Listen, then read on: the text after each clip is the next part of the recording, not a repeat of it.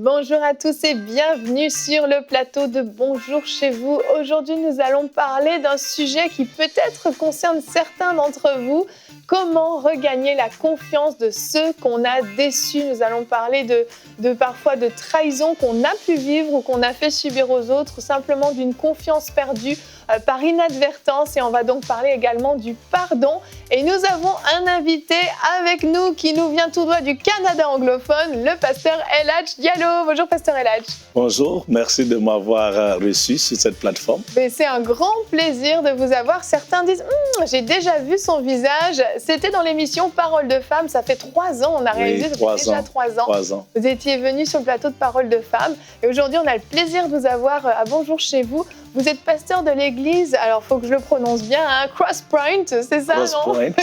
Cross Point Fellowship. Fellowship à Calgary, oui. Et puis à Montréal également, Cross Point à Nouvel Espoir. Exactement. C'est plus facile de dire Nouvel Espoir que le début. Hein. Oui, mais vous êtes bien en sortie. Ça va, je m'en tire bien. Je serai indulgente avec vous parce qu'on sait que vous venez donc du Canada anglophone. Vous êtes peut-être plus à l'aise en anglais, mais je suis persuadée que ça va très très bien se passer. En tout cas, avec vous, je n'ai pas le choix. Non, vous n'avez pas le choix. Vous n'avez pas le choix. Et vous êtes l'heureux papa de 3 enfants et vous allez justement faire une rubrique famille sur l'éducation des enfants. Aujourd'hui, pouvez-nous la résumer en quelques mots? En tout cas, je suis très passionné pour ce sujet. Les enfants d'aujourd'hui seront les parents de demain. Oui. Et nous qui sommes les parents, aujourd'hui, nous étions les enfants d'hier. Et la société, elle va dans la direction que la famille va. Donc, j'aimerais partager avec nos éditeurs comment élever les enfants pour que leur vie compte et qu'ils impactent leur sphère de juridiction. Amen, amen. Excellent thème. On en parlera en deuxième partie d'émission. Avant ça, on va parler de cette confiance qu'on a pu perdre pour certaines personnes ou que les autres ont perdu de nous. Et on en parle tout de suite avec toi, Nadine, dans la pensée du jour.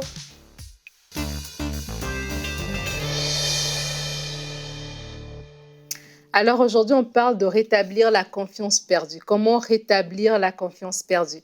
Et peut-être pour certains d'entre vous, vous avez par inadvertance, sans faire exprès, par une erreur de jugement, perdu la confiance de quelqu'un, perdu peut-être la confiance de votre patron au travail, et là, vous devez longer les murs. Peut-être perdu la confiance d'un être cher, et là, c'est plus difficile lorsqu'on regarde dans les yeux de quelqu'un qu'on aime, qui ne nous fait plus confiance, qui doute de ce qu'on dit, qui est blessé, qui a de la peine parce qu'on a fait quelque chose, c'est difficile. Mais j'aimerais déjà vous donner une bonne nouvelle. C'est possible de rétablir une confiance perdue. C'est possible. C'est pas facile, mais c'est possible. Dieu restaure et ce Dieu qui restaure est avec vous et c'est possible de récupérer cette confiance qui est perdue. Mais alors, concrètement, comment faire? Comment rétablir la confiance perdue? On va partager quelques clés. C'est pas dans l'ordre, mais vous allez les prendre et peut-être prier là-dessus, les mettre en application dans votre vie et Dieu va se glorifier certainement.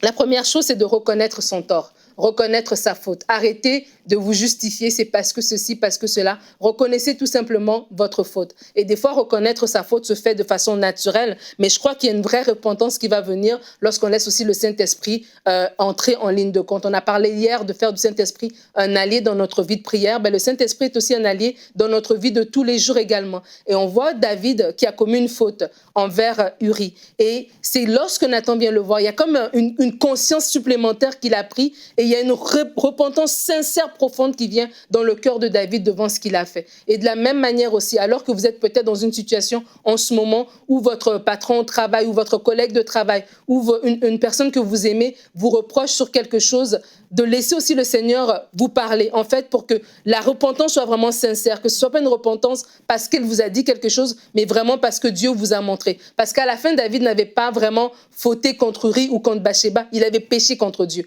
Et c'est la même chose lorsque vous perdez la confiance de quelqu'un, si vous avez menti, si vous avez trompé, si vous avez volé, vous avez peut-être fait l'acte envers cette personne, mais au fond, c'est à Dieu que vous avez fait l'acte. C'est le Seigneur que vous avez blessé. C'est le Saint-Esprit qui est blessé dans tout ça. Et de prendre cette conscience aussi va nous amener à vraiment avoir une vraie repentance. Il y a une histoire dans la Bible de confiance perdue dans Genèse 16, le verset 7 à 9. C'est l'histoire de Sarah et Agar. Bon, c'est confiance perdue peut-être de deux côtés parce qu'il y avait quand même une histoire assez particulière avec ces deux-là. Mais je vais juste retenir ce verset ici. L'ange de l'Éternel la rencontra, donc c'est Agar, près d'une source d'eau dans le désert, celle qui se trouve sur le chemin de Chour. Il lui demanda, Agar, servante de Saraï, d'où viens-tu et où vas-tu? Elle répondit, je m'enfuis de chez Saraï, ma maîtresse. L'ange de l'Éternel lui dit, retourne auprès de ta maîtresse et humilie-toi devant elle. Et vraiment, c'est de retourner. Il y a une instruction que le Seigneur va vous donner. C'est de retourner vers la personne. C'est de demander pardon. Vous humilier pour Agar, c'était de retourner vers Saraï et de dire, tu sais quoi, tu m'as donné de faire ça. C'est quelque chose qui s'était fait. On a vu les filles de Jacob ont fait la même chose. Mais moi, voici, j'ai eu une autre attitude une fois que je suis tombée enceinte. J'étais blessée, j'ai trahi ta confiance. Et Agar devait faire quelque chose en particulier. Et pour vous, peut-être au niveau de votre travail, ça va être quelque chose en particulier. Au niveau de votre couple, ça va être quelque chose en particulier. Mais c'est Dieu qui va vous le donner. Alors, comprendre pourquoi vous avez fait cette action, changer de comportement, demander pardon et attendez le pardon. Et je suis sûre que le Seigneur va restaurer cette relation. Amen, amen. Wow. Il faut du courage, il faut de la foi et il faut aussi avoir un orgueil brisé quand on retourne vers quelqu'un, quand on a commis une faute, on a blessé quelqu'un, on sait qu'on a touché des fois à quelque chose de profond chez une personne et là, il faut vraiment marcher sur son orgueil, effectivement, comme tu l'as dit, reconnaître ses torts, arrêter de se justifier. Parfois, c'est des discussions sans fin. On veut tellement expliquer pourquoi on l'a fait. Et finalement, des fois, on essaie de retourner la situation pour dire non, mais c'est la faute d'un tel, voire c'est de ta faute, même si j'ai fait ça. Assumer et puis essayer d'aller de l'avant. Au lieu de toujours revenir sur ce qui est allé derrière, assumer et venir voir la personne. Puis on va continuer d'en discuter parce qu'on va voir que c'est juste la première étape. Comme tu l'as dit, il y a beaucoup d'autres choses et il faut croire aussi en cette restauration. Mais avant ça, j'aimerais qu'on regarde notre verset du jour. C'est le Proverbe 28 au verset 13 aujourd'hui. Celui qui cache ses transgressions ne réussira pas, mais on aura compassion de celui qui les reconnaît et les abandonne. Ce verset nous parle justement de marcher sur son orgueil, de reconnaître ses torts et puis d'assumer finalement la faute qu'on a commise vis-à-vis de l'autre. C'est douloureux. C'est humiliant parfois, mais c'est très très fort et très très puissant parce que ça active la compassion chez l'autre. Je dirais vraiment exactement comme vous l'avez dit. Le vrai pardon naît de la conviction de l'Esprit Saint. Alors, quand on demande pardon, ça crée une atmosphère. Si on le fait juste pour se débarrasser, la personne le sent. Et souvent, on l'a entendu dire, oui, tu as dit pardon, mais je ne sens pas que tu reconnais ce que tu as fait. Alors, c'est cette conviction vraie, sincère du cœur qui produit une atmosphère qui va faire à l'autre personne dire, vraiment, cette personne regrette d'avoir fait ce qu'elle a fait. Alors, ça devient plus facile de donner le pardon à celui qui demande pardon. Amen. Il faut que les cœurs soient sincères. Oui, Absolument. Et il faut changer de comportement aussi, évidemment, une fois qu'on a demandé pardon. Mais je crois que déjà, en discussion, on peut dire que personne n'est parfait. Hein. Il faut étendre la grâce que nous aussi, nous avons reçue. Donc, ça veut dire que lorsque nous avons fauté, lorsque nous avons quelqu'un qu'on a déçu, de ne pas non plus se taper dessus nous-mêmes, de se dire, tiens, je ne suis pas parfait. Mais ce n'est pas parce que je ne suis pas parfait, ça veut dire que ça me donne le droit de blesser les gens, évidemment. Mais c'est de dire, OK, je ne suis pas parfait, j'ai commis cette erreur, ça peut arriver. Maintenant que cette erreur est commise, maintenant que mes yeux sont ouverts devant mon comportement, devant ma parole, devant ce que j'ai fait, comment est-ce que je peux replacer le tir, en fait? Comment est-ce que je peux changer les choses? Et vraiment, j'ai envie de dire aussi, on parle de ceux qui ont déçu, mais si il y a déception, ça veut dire qu'il y a des gens de l'autre côté. Et c'est important de demander pardon, d'attendre que le pardon nous soit donné. Donc, ce n'est pas je demander pardon et puis, bon, pardonne-moi, on passe. Non. L'autre personne doit aussi processer ça. Hein, il y a un processus. Il y a un processus que l'autre personne doit faire, mais j'ai envie aussi de vraiment insister. Lorsque on est offensé, il faut qu'on pardonne. Il faut vraiment qu'on sorte de l'offense. Et peut-être il y a des gens qui nous écoutent, qui se disent, oui, moi, on m'a déçu, moi, on m'a trompé, moi, on m'a menti, et la personne n'est pas encore venue me demander pardon. Mais n'attendez pas que cette personne vienne. Pour votre bien à vous, vous qui avez été offensé, pardonnez, relâchez. vraiment que le Seigneur aussi fasse cette œuvre dans votre cœur. Parce que des fois, on attend que l'autre personne vienne demander avant de relâcher le pardon, mais c'est important pour nous-mêmes de pouvoir pardonner immédiatement. Tout à fait. Il faut laisser un temps aussi, justement, pour, entre le moment où on va demander pardon, on va s'humilier, et le moment où la relation va pouvoir être restaurée. Ça peut prendre du temps. Je pense peut-être à des couples où il y a eu tromperie d'un côté ou de l'autre. La blessure est tellement profonde. On peut accorder le pardon, mais est-ce qu'on accorde à nouveau la confiance? Ça prend du temps, ça implique de croire à nouveau en la personne, de plus douter d'elle. On ne peut pas avoir une vie de couple où on passe notre temps à douter de notre mari ou douter de notre femme. Donc ça implique des fois un temps, puis un processus que Dieu doit venir faire en la personne qui a été blessée. Et nous, quand on est la personne qui avons trahi cette confiance, il faut aussi savoir être patient. On ne va pas brusquer sans arrêt l'autre, dire « Ok, c'est bon, là, je t'ai demandé pardon, on passe à autre chose, là, fais-moi à nouveau confiance, c'est moi, je n'ai pas changé. » Il faut être patient et prier. Prier, parce que c'est un vrai travail que Dieu doit faire dans le cœur de l'un et de l'autre pour venir changer les motivations, pour venir apaiser les cœurs blessés, pour venir parfois guérir des blessures. Et ça peut prendre du temps, comme tu le disais, c'est un processus. Et si on n'a pas conscience de ça, si on veut brusquer la personne, finalement, la relation va juste s'arrêter. Il y aura peut-être eu pardon, mais la relation va être brisée et on ne pourra pas aller de l'avant dans la relation. Vraiment, c'est clair. La Bible dit qu'il est plus difficile de gagner un frère offensé que de conquérir une ville forteresse. C'est fou, hein? Alors, ça veut tout dire. Ça doit prendre du temps parce que les ponts sont brisés, il faut les reconstruire. Tout à fait. Donc, le pardon, comme ce n'est pas l'émotion, c'est une décision, ça ouvre les portes pour l'Esprit Saint de venir dans nos cœurs et commencer à reconstruire encore ces ponts-là. Commencer à nous guérir dans notre cœur. Bien vrai qu'on a demandé pardon et qu'on a reçu le pardon, mais il y a un processus de guérison dans le cœur de chaque personne.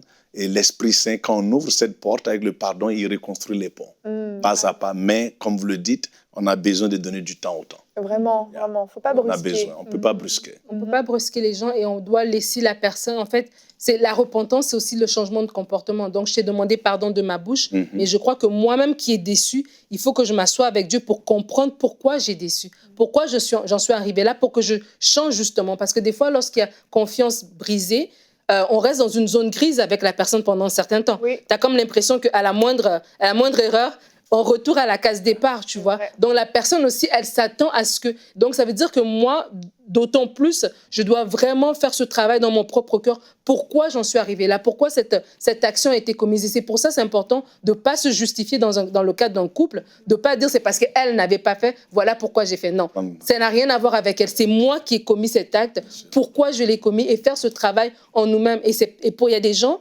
leurs erreurs les ont vraiment coûté. Les ont coûté un travail. Les ont peut-être coûté un mariage. Les ont vraiment coûté de façon tangible. Et c'est pour ça, c'est encore important, comme je disais tantôt, qu'on n'est pas parfait, de se pardonner nous-mêmes aussi, de laisser le Seigneur nous guérir, mais de continuer à prier pour cette situation-là. Oui, j'ai demandé pardon à Evelyne. Peut-être que je trouve qu'Evelyne est toujours froide avec moi. Non, je ne laisse pas. Je sais que Dieu est là. Je sais que le Seigneur, son amour se répand dans nos cœurs par le Saint-Esprit. Seigneur, je te recommande, Evelyne, je te recommande vraiment son regard envers moi. Et tu continues à prier pour cette situation. Tu continues à la porter dans la prière. Oui, tu vas faire des choses qui vont faire plaisir à la personne à qui tu as pardonné, des choses qui vont rétablir la confiance. Par exemple, un couple où est-ce qu'il y a eu tromperie, il faut que tu débloques ton téléphone. Tu ne peux pas commencer à avoir des horaires un peu bizarres et puis tu vois là, tu as ton téléphone, tu rentres tard, ton ordinateur est toujours bloqué. Non, il va falloir que tu ouvres tout pour montrer que vraiment il y a sincérité, il y a limpidité, etc. Et puis tu continues à déclarer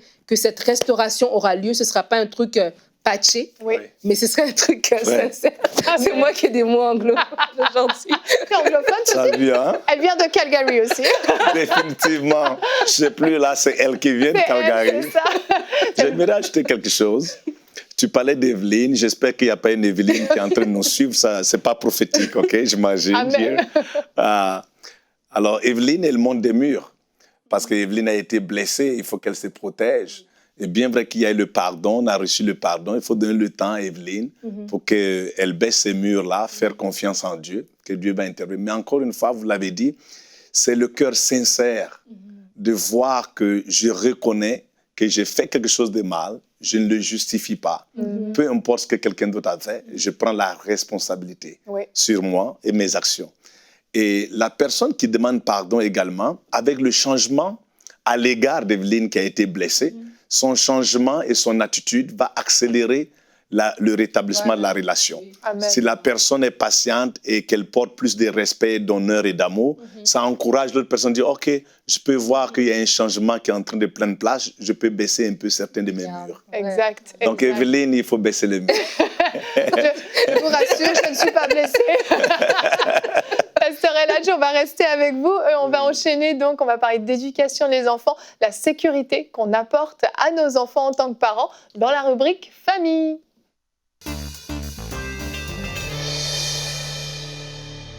Donc, on l'a dit en début d'émission, vous avez 3 enfants que vous avez éduqués. Vous disiez, vous êtes passionné par ce thème de l'éducation des enfants.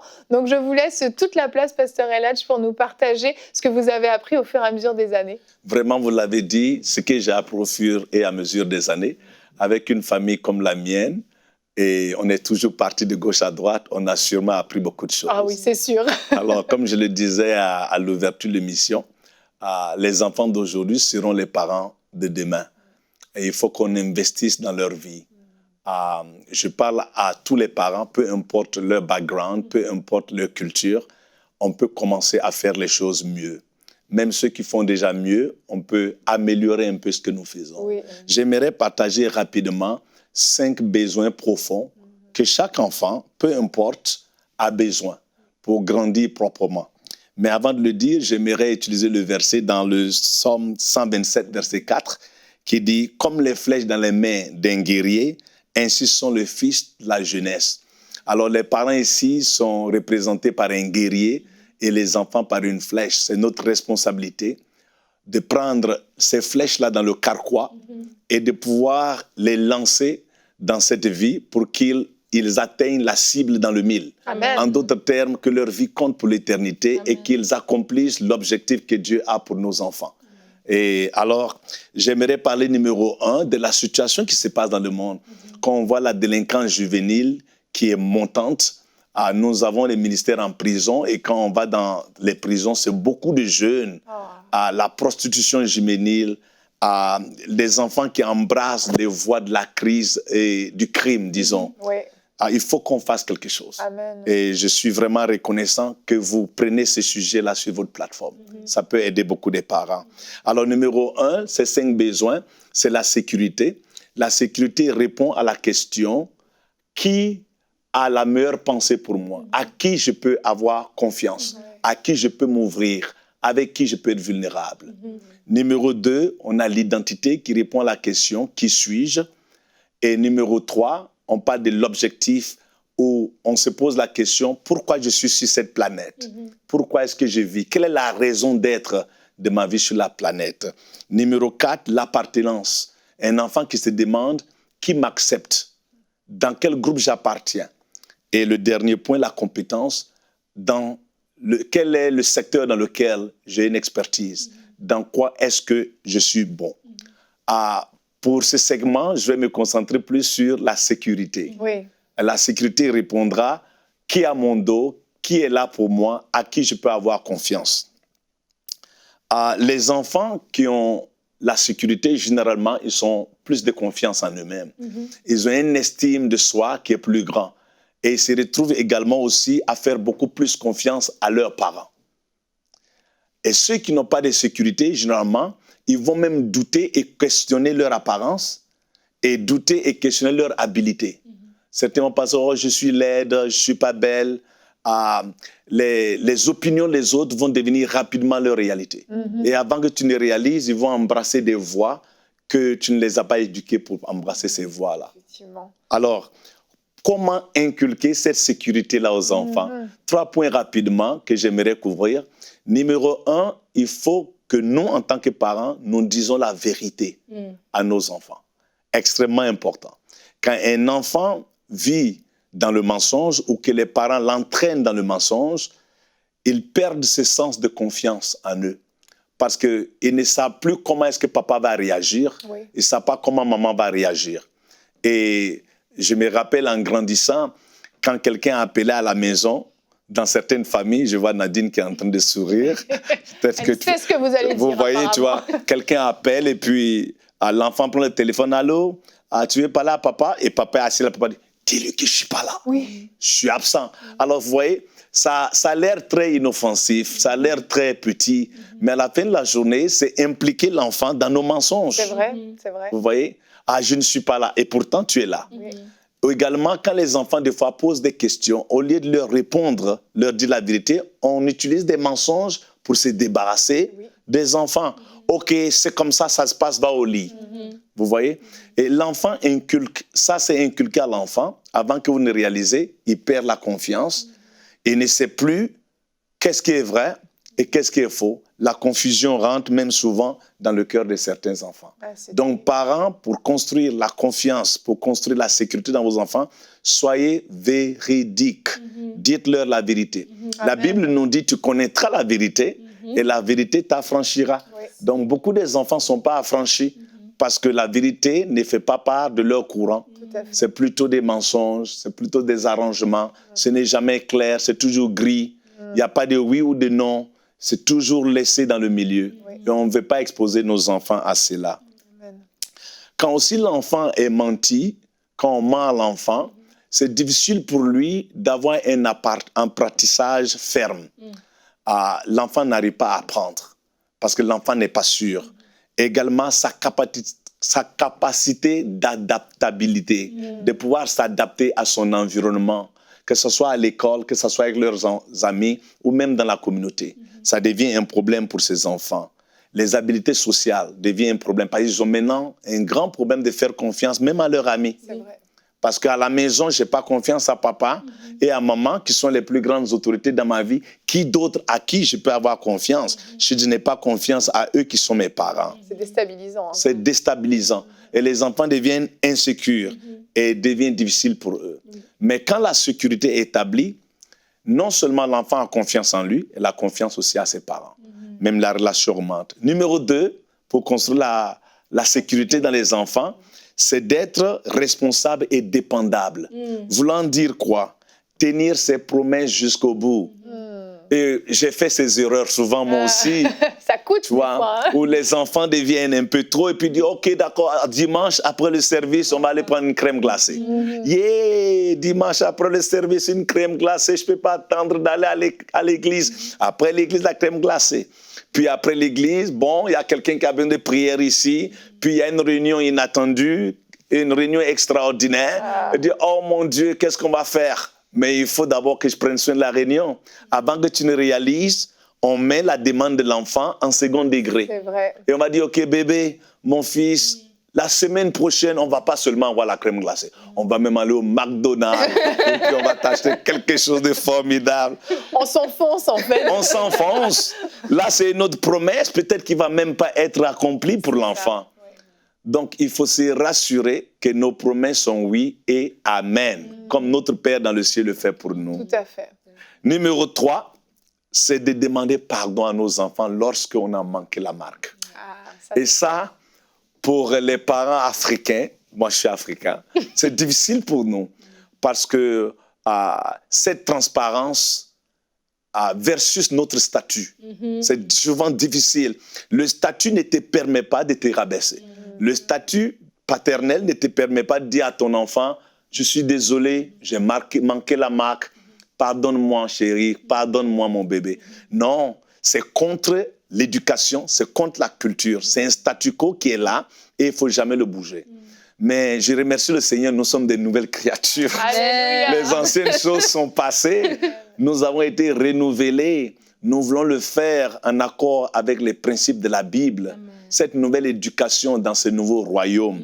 Alors je vais encourager les parents, quand vous manquez la marque, quand vous avez fait quelque chose qui n'est pas juste, peut-être vous l'avez crié sur vos enfants, ou les avez négligés, ou donné des promesses et vous n'avez pas accompli ces promesses pour les enfants. Quand vous arrivez à la maison, ne les regardez pas comme des petits bonhommes. Amenez-les, asseyez-vous avec vos enfants et dire, mon gars, vraiment, je suis désolé. Je vais te demander pardon parce que je t'avais promis la crème glacée dimanche. On n'est pas allé. Peu importe ce qui s'est passé à l'église, je dois venir t'en parler. Venir transparent devant nos enfants. Et tout d'un coup, l'enfant se sent honoré. Ça réconforte l'enfant. Ça lui donne un sens de confiance. Je peux faire confiance à papa. Parce que quand papa a tort, il vient et puis il me demande pardon. Et l'enfant, à son tour aussi, lorsqu'il fait des bêtises, c'est plus facile pour cet enfant d'approcher ses parents et de s'ouvrir à ses parents en disant « Papa, ça ne va pas bien à l'école » ou « Telle chose se passe, je ne veux plus aller à l'école parce que j'ai peur de telle personne. » Et c'est ça. Généralement parlant, ces enfants qui ont cette sécurité, ils s'ouvrent à leur mère facilement ou à leur père. Mais s'ils n'ont pas la sécurité à la maison, parce qu'il y a le mensonge continu, parce que les promesses sont toujours brisées, et il n'y a jamais de dire pardon lorsqu'on a tort, ces enfants vont chercher quelqu'un d'autre.